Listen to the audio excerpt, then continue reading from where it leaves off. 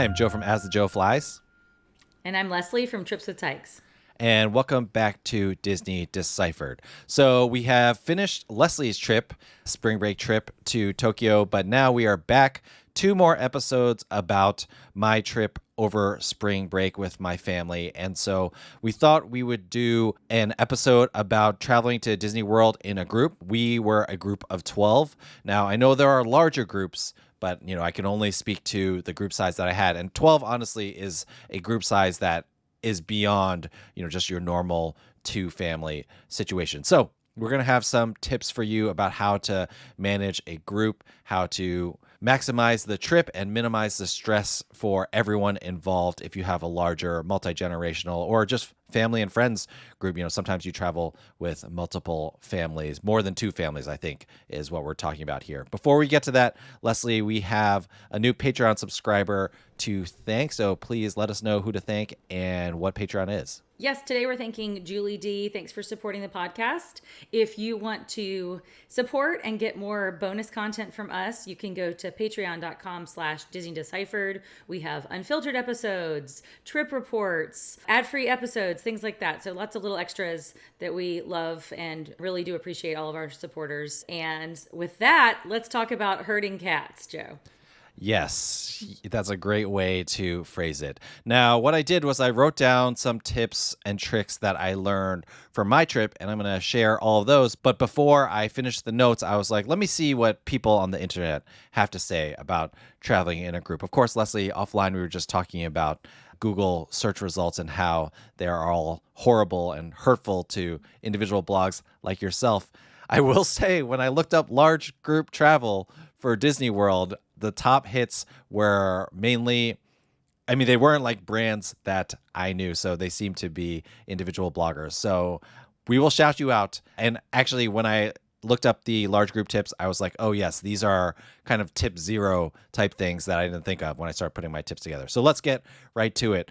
The first tip that I kind of didn't think about, but is important, is you have to link your entire group together. You have to go into My Disney Experience, send invites to your family and friends. Usually what you will do, you can look them up by their hotel reservation. You can look them up by their name, email address. You can make yourself searchable. There's lots of ways to do it. It's constantly changing. One nice thing is, as of right now, Leslie, last year you said you were thankful for Disney IT improvements. One Disney IT improvement they have made is that now you can merge duplicate profiles, which used to be a huge problem. If you created a new profile for someone, it was a mess. So the first thing you want to do before you're traveling to Disney World with a group, and you can do this as soon as you book the trip, link everyone's reservations. Now, this episode is going to be about Disney World. However, Leslie, I know Disneyland is a little bit different. So let's take a little aside and say, how do you link people together in Disneyland? Because I still don't 100% get it. Sure, I'm glad you mentioned it because I was going to put it in here anyway because I just did it. I was just at Disneyland, 10 days ago and had to link a big group together. So you cannot do it through something like My Disney Experience. It's more about linking the ticket itself. So when you buy a ticket at Disneyland, you say you buy from Getaway Today, you get a barcode, or you buy it from the Disney website, you have it on your account. When you scan into the park, they sometimes still give you a physical ticket, but often not. Instead, what you have is just on your app, your ticket is linked, there's a barcode there, and you can go in on somebody else's phone and they can scan that barcode and link your ticket to their account. So it can get a little bit tricky because if multiple people have different, are using their own Disney accounts, you have to link from each person's. So say you're in a group of friends. Well, if I'm a group of 5 friends, I would need to link each person to 5 different phones. And that can take a lot of time. So it's not like a family grouping the way it is at Walt Disney World. But at the same time, if you're just a family, then it's almost easy just to use one Disney account as the master and have multiple people logging into that. That'll save you some time from linking across 5 or 6 different Disney accounts. Even at Walt Disney World, depending on how big your group is, the less accounts you need to log in, the better. You should link everyone. And as we'll talk about later, obviously you are going to split up from different family groups. But I was logged in as my sister multiple times during this trip. That was more for dining plan related purposes. Please reference episode 318 when we talked about the Disney dining plan. But yeah, make sure you link everyone. Make sure everyone is ready to go. Everyone is linked because ultimately, if you're going to buy Genie Plus, which you probably should for a large group, at least on some of the days, you're going to need to be able to book Genie Plus reservations for everyone. So shout out to Disney on the Dime, a blog that I had not heard of before, website I had not heard of before, but that was the first site that I saw that reminded me to link tickets. Now, the next tip that I got from the internet was from Charming Voyages, and this was a good one that I kind of assumed people would do, but it's good to state it out loud. You need to pick priorities for everyone. What I would say is kind of divide your group into mini groups and pick priorities via that. So it's like the little kids, do you have a priority for them?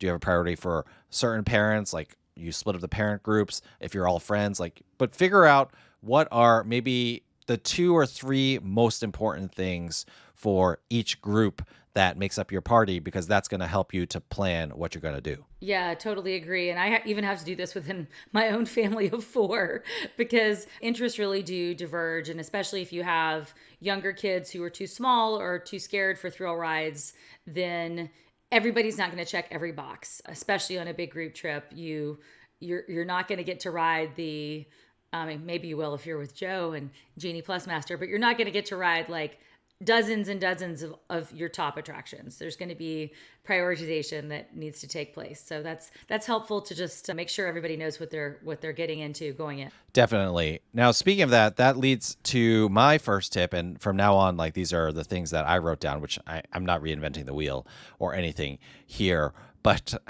it's funny, Leslie, I was just having a conversation with some students yesterday about not Disney World and just kind of friend groups and social relationships and things like that.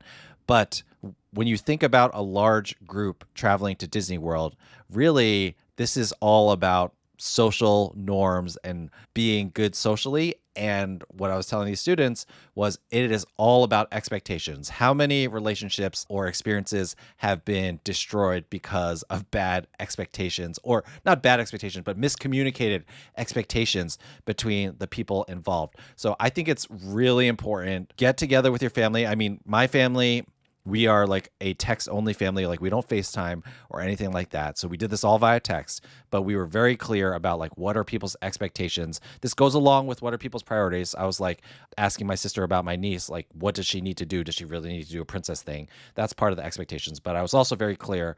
I don't plan to eat every single meal together. There are times that we're going to split up in the parks. There are times that you're going to take my kids and I'm going to take, or you're going to take some of my kids. I'm going to take some of your kids. And then of course with my mother, who was having mobility issues at the time, or is still having mobility issues, it was very important for us to set expectations for her for like how much you're going to walk, where are you going to go, things like that. So setting expectations, super important before you do these big trips. Otherwise, conflict, it's a coming. Yeah, totally agree. I love Mr. Chung gives Disney advice and relationship advice to his students. I love that. But the key really here is communication. And I think if you're listening to this podcast, you're probably going to be the point person for a big group trip. You need to take the reins and communicate. So if other people aren't setting expectations, you need to be the one to set expectations. And I think sometimes in a big group, there's this like tragedy of the commons and nobody really takes charge. And then that sort of sets up for missed opportunities. And I actually made this mistake a little bit myself. I did a family trip to Disneyland with some friends a couple of years ago, and I didn't want to be bossy, right? I didn't want to like tell them we're doing this and we're doing that, and and here you guys go off on your own.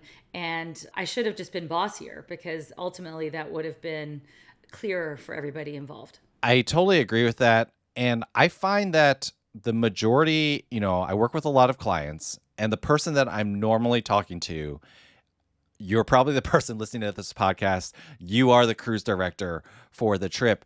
I typically find that in the majority of cases, unless you have 2 very big Disney people involved, most people just want to be told where to go. They just want to enjoy themselves. And with my sister, I texted her, hey, unless you say you want otherwise, I'm just going to call like every single shot.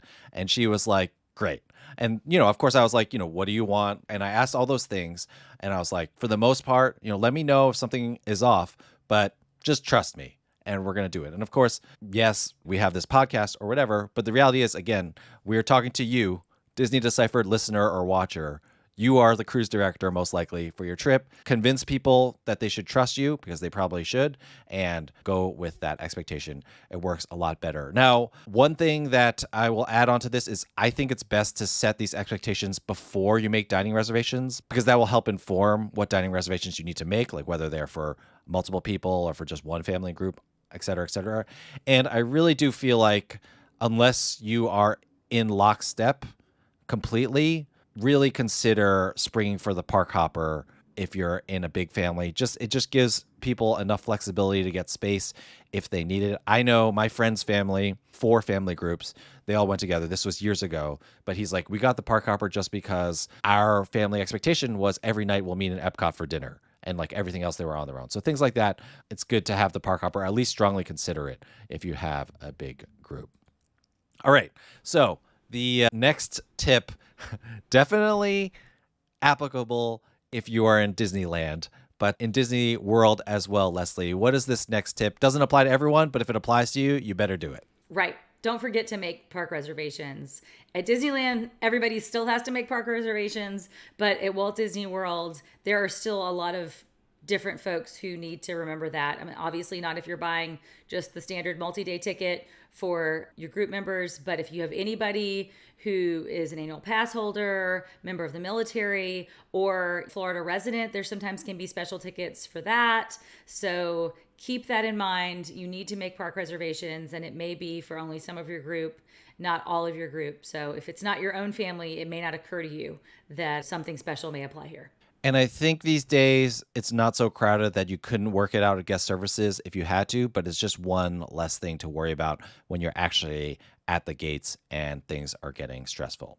Now, the next thing I want to talk about is dining. That's a really big thing. Leslie, we've talked about this before. It is really hard once you're past, like 16 is the max you can even put on there. It's difficult to get a dining reservation for 8 people, let alone more than 8. Now, I tried to find as many 12-person reservations as I could. There's definitely availability, but the only one that I could find that we really wanted was Tep and Ito. That's just my data point from, this was the height of spring break. I was doing it exactly 60 days in advance. That's all I saw. We ended up not eating there in the end. My tip for dining reservations, and this is what I typically do for clients, even if they have 6 to 8 people, book 2 separate tables around the same time within 5 to 10 minutes. We did this for every single dining reservation we had. This is what we ended up doing. When you get there, when you check in, you tell them what's going on. And because we were there at such a crowded time, they were like, we can't guarantee that you're going to be sitting close to each other, but you're still at least eating at the same time. And in our case, we did end up having tables close to each other. We never had one big long table, but both at Tusker House, Crystal Palace, they put the 2 tables really close to each other. And also my sister and I had reservations at Trattoria Al Forno for breakfast where we decided not to sit together, and that worked out well too. And if when you do book the multiple reservations, if you need space, you can get it if you want to, but you can also be all together if you need to, or at least ask for it.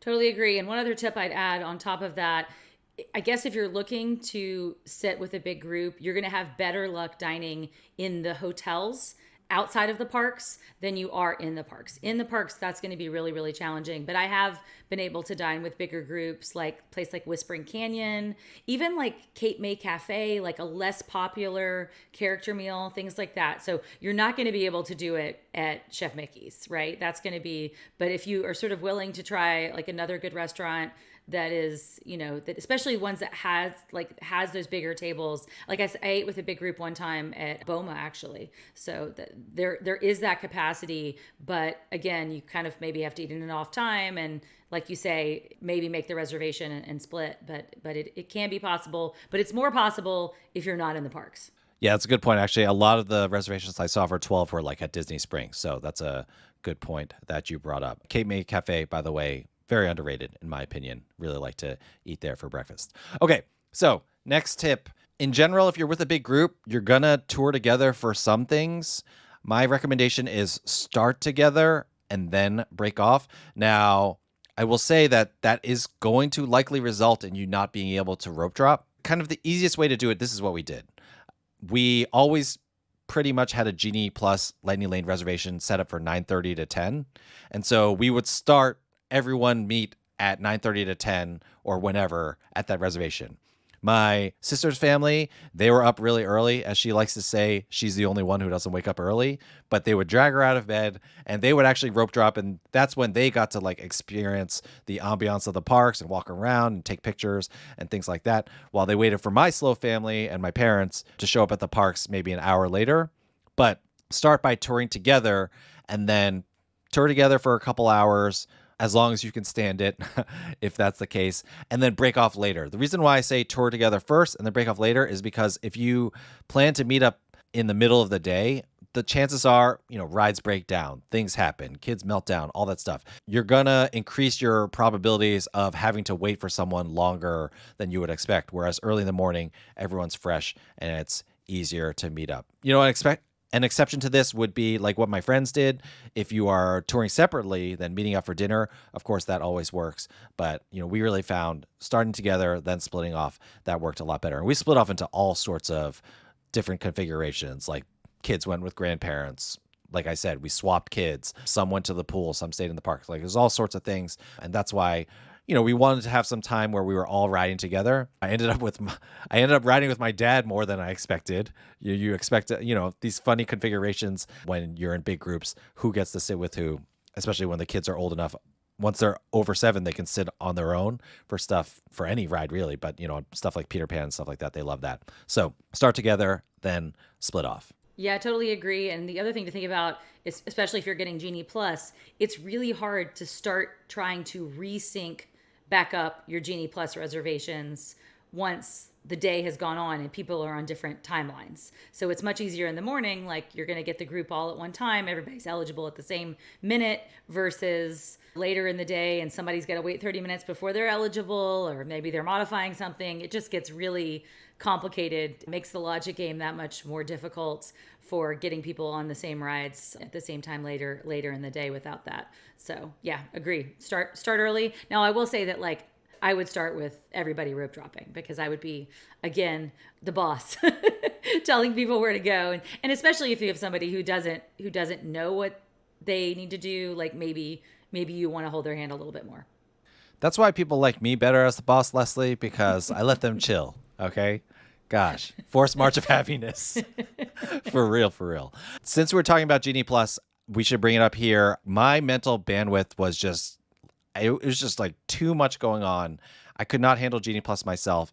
I bought Standby Skipper for the length of our trip, which was about 5 days.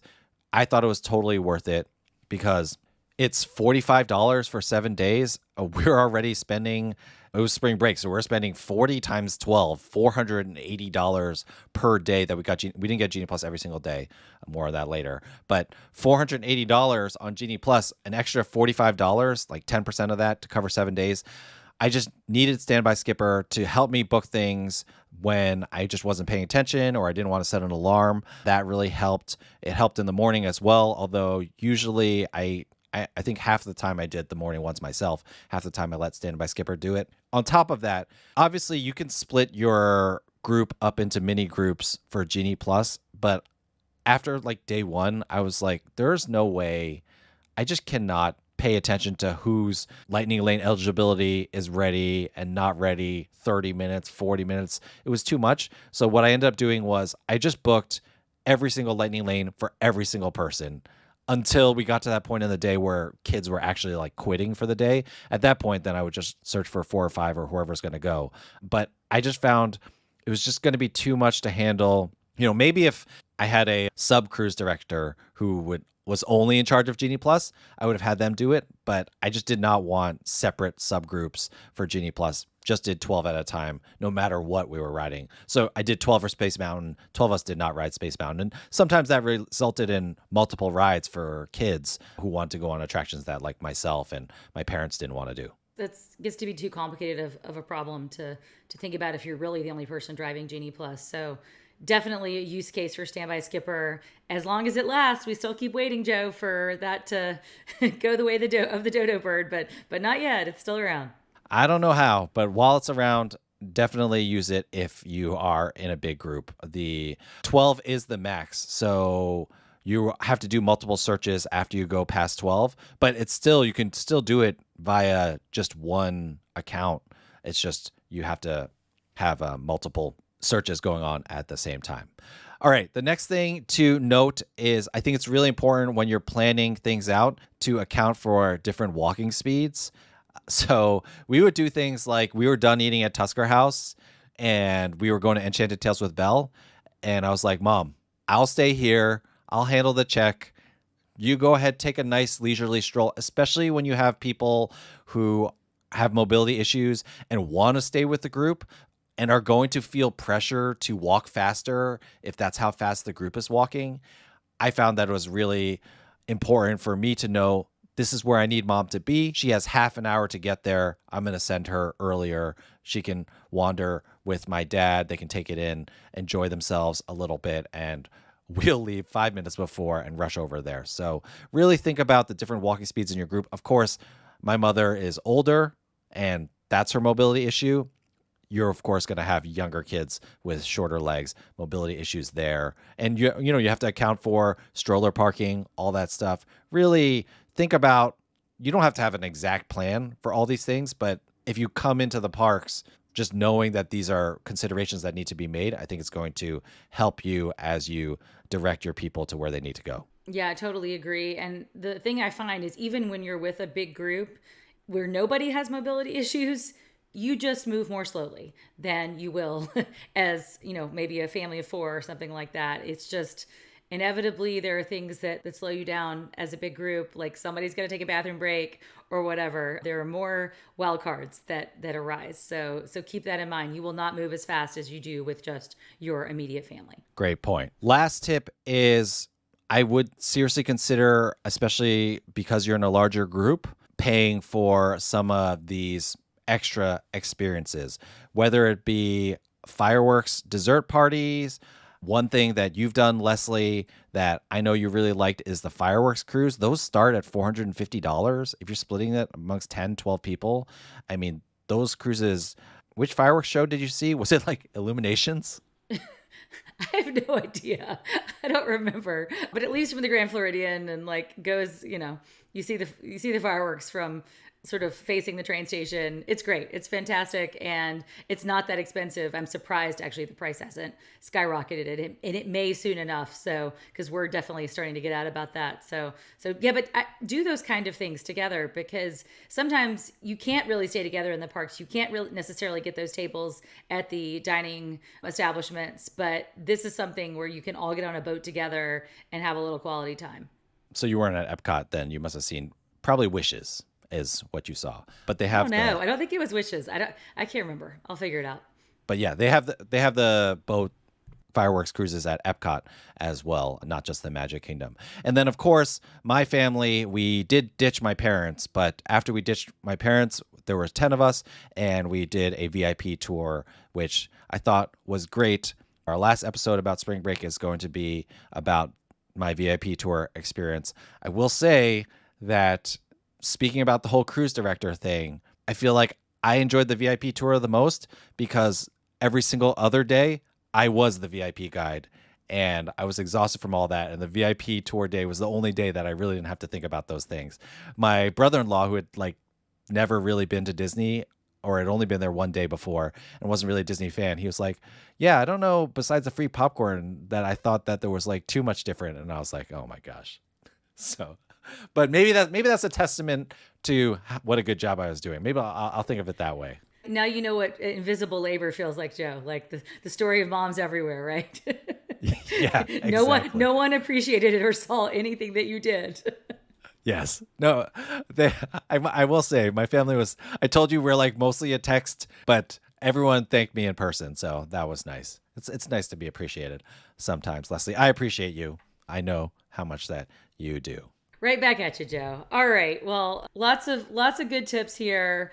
Anything else that people need to think about with groups? I think going back to expectations, manage your own expectations. Just remember that if you're going, like we have, I feel like this year, Leslie, we've been talking a lot about how we love these multi generational family trips and they're very meaningful. Ultimately, it's not going to be anywhere near your most efficient Disney vacation. The number of attractions you do, even the number of experiences you have, it's just not going to be the same. But that's not why you're going with a big group, especially if it's a multi-family group. You're not going there just to do Disney World. You're going there to do Disney World with the family. And ultimately, I did not actually push this trip. It was my sister who was like, let's do this. And I'm glad she did because this was a chance for all of us to be together. We did nowhere near as much as we would have if it was just my family, but that didn't really matter. Like all that really mattered was the cousins having the time of their lives. And, especially with kids, they probably enjoyed the pool time together the most ultimately.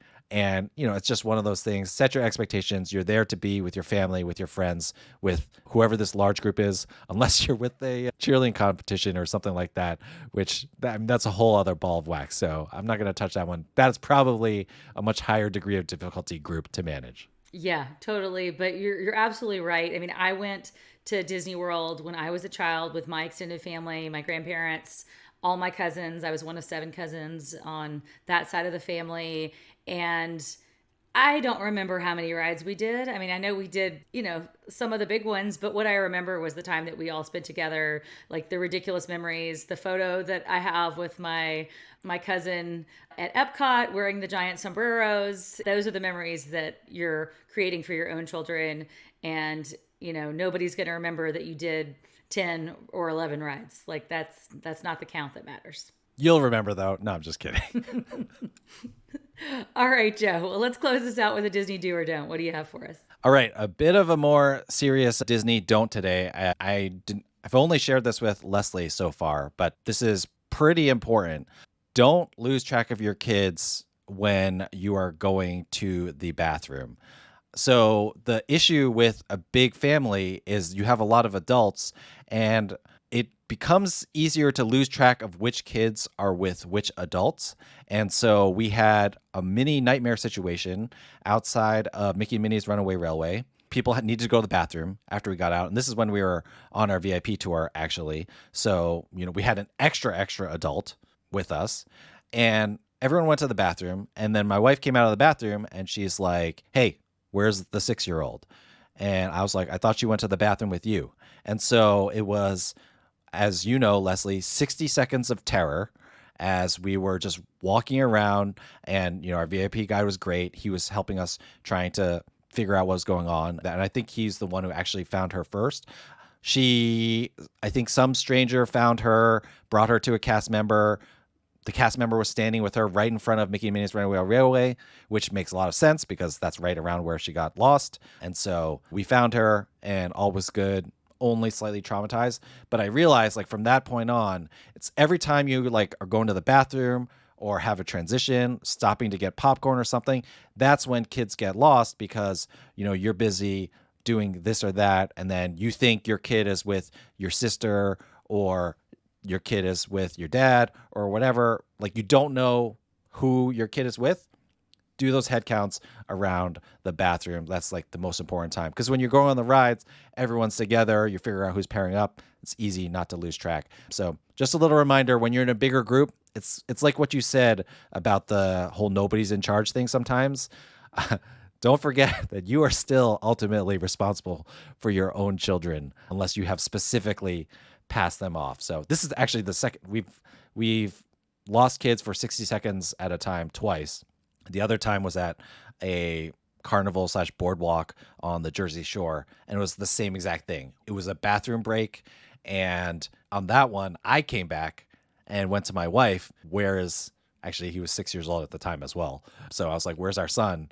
And he had wandered off. Luckily, in that instance, my friend had just followed him as he had wandered off. So my friend was with him the whole time. But of course, we didn't know when we came back. So be careful with those things. Of course, it ended well. Probably one of the best places in the world to lose your child, Disney World. But that being said, it was still 60 of the worst seconds of my entire life. Yeah, I totally agree. This is like you have to think about it like you think about the pool, where you're designating an adult who's in charge of the kid. And I lost a kid at the San Francisco Ferry Building. I think when she was about 4. That was very, very, very terrifying as well. Much, much worse, Joe. Really awful. Really, really. And it was more than 60 seconds. So yeah, have systems at Disney, then they can take you out into the real world as well. Ugh, I'm getting like anxiety thinking about this, but that's why we want to share with you all. It does happen. We like to consider ourselves as fairly decent parents, but it's happened to both of us at least twice. So yeah, just be careful on those transitions. Just to bring it back full circle to the teacher stuff. Transitions is where everything gets the most messy. That's where you want to be careful. But all in all, really enjoyed traveling to Disney in a big group. Highly recommend it, especially if it's with people you know and love. If you're getting dragged along a little bit, you can still make the most of it by setting your expectations right. All right, Leslie, where can people find you on the internet if they're looking for info on travel in general and Disney too?